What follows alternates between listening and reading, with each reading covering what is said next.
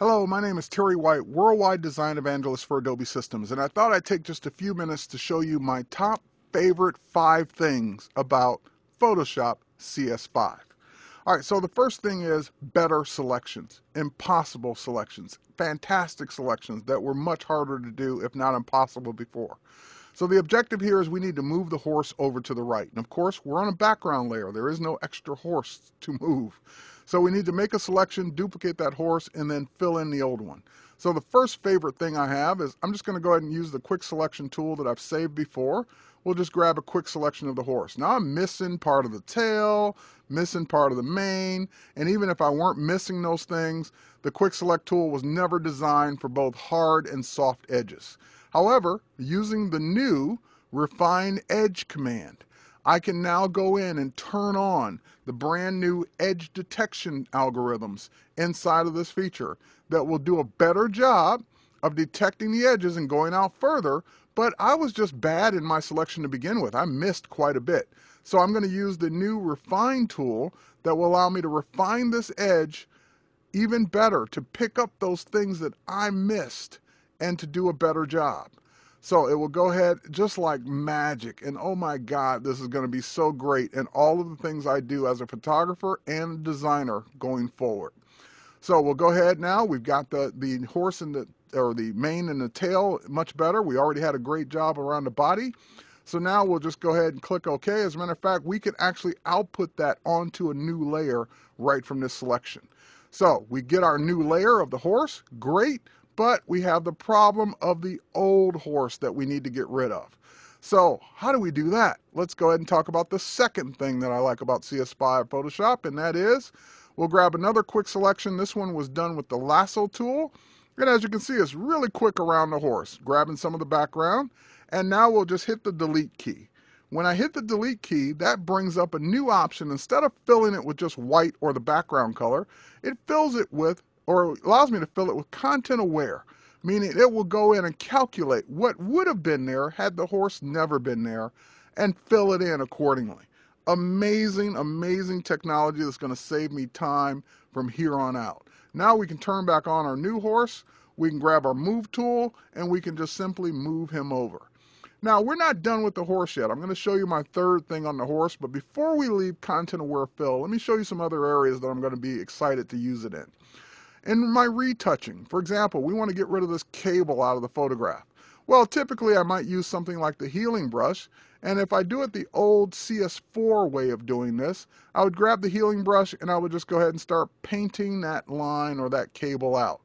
But the thing about the healing brush or healing technology in CS4 is when it crossed areas that were different contrast and corners, it kind of left a blur behind. And I'd have to now go in and clone and fix all that stuff. So let's go ahead and undo that. Using the same tool, we'll turn on the new content aware option for that tool. And with that option turned on, we can now go ahead and do the same exact motion with the same exact tool. Missing that little corner a little bit there. And now when we let go, it calculates it and figures it out with the content aware options. Amazing technology that's just going to make all my retouching jobs so much easier, so much more fun than ever before. I'm just getting a little carried away there, but you get the idea. So retouching with content aware fill inside the healing brush is going to be phenomenal. All right, next, let's switch over to this image. And this image, this is a typical panorama. And the problem is normally, because I didn't shoot it on a tripod and I just kind of went crazy here, I'd have to now crop off at least about 30% of my image or 40% of my image to get what's left over. However, not anymore. I can grab my magic wand tool, and with the magic wand tool, we'll just go ahead and hold down our shift key and select the areas that would have had to disappear. And now I'll just do the same thing. I'll hit the delete key, bring up content aware fill. It will figure out, based on the photo that's there, what it should fill in those areas. This is just phenomenal. I love this. And yeah, I might have to fix this one little line here, but we've already seen we can do that pretty easily with the healing brush set on content aware. We'll just go ahead and paint that one line out, and we're there. Okay, a little bit more there. Got it. All right, so content-aware fill is going to be phenomenal. Now let's get back to the horse. Let's do our third thing, and our third thing is going to be the new puppet warp.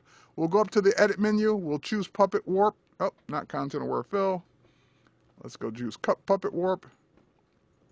And now that we have our puppet warp, I want to make my horse look like it's prancing a little bit more. So we'll just add pinpoints wherever I want pieces of the horse to bend. Don't worry, no horse was actually harmed in the making of this demo. All right, so now that we've got this in place, we can actually go ahead and pick the tail up now a little bit. Go ahead and raise it there. We're basically warping this object without having to do all the cloning and all the moving and all the things that we'd have to do before to get that effect. So just a quick use of the puppet warp to bend objects inside of a photograph. Now, that's the third thing. What's the fourth thing? Well, we're going to go over to mini bridge, and although mini bridge is cool, it's not my fourth thing, but it gives me bridge inside of Photoshop. I still have regular bridge to go to, but now I get the best of both worlds. We're going to go ahead and bring up this photo in Camera Raw, and now that we're in Camera Raw, we're going to go ahead and zoom in on a part of this photo where we've got noise. This was shot in an insanely high ISO with a Canon 1D Mark IV and 12,800 ISO, and just introduces all kinds of noise here. So no matter how expensive your camera is, you're going to get noise at these high ISOs. So now let's go ahead and take a look at the new noise reduction capabilities. So we'll just go ahead and switch on color noise, and we'll just reduce the color noise right out of this photo. And once we get the color noise out, we can then, actually let's go ahead and turn on that new processing there. So we can go ahead and see a big difference we've already made in this photo. Here, we'll go back. That was the color noise we had, and we'll go ahead and reduce it. We'll also go ahead and reduce the amount of luminance noise. That's the other noise, the graininess that was left over. And just an amazing job keeping detail, keeping this photo intact. And of course, what people usually like to see is a before and after, because you get used to good really quick. So now if I turn off preview, this is what we had, and this is what we now have. So Camera Raw, love it. Can't wait to use that even on some of my older photos. All right, so what's the last thing? And that is around HDR. So let's go ahead and select, get out of this. Let's go ahead and switch over to HDR.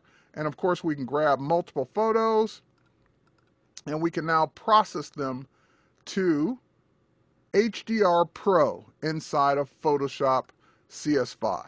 So that will go ahead and process all of those images into an HDR composite. It will align them and give me my final result in the new HDR dialog box. Now I've got 8 exposures here. These 8 exposures, I can now choose any one of my presets. So I want this to look more saturated. I can, of course, go in and manually control all of this. I noticed some ghosting right here on this cable that was probably blowing in the wind. We even have a remove ghost feature that will take care of that for me. Now, beautiful HDR now possible inside of Photoshop. All right, so last but not least, what if you didn't shoot for HDR? What can you do? Well, I've got this one photo, this single exposure. We'll go ahead and do that, and we'll just go up to our image menu, and we'll go to adjustments. We'll come down to HDR toning, and this will allow me to simulate those cool effects that you would get with HDR without having to have the multiple exposures. Now, granted, it's not true HDR, but I can go ahead and get that really sharp look on regular photos with simple sliders. That's my time. Thanks for watching my 5 favorite things about Photoshop CS5. There's a ton more. You'll see it on my Creative Suite podcast as we go through the next 18 to 24 months. But I just wanted to quickly give you a look at what I really love about Photoshop CS5. Thanks for watching.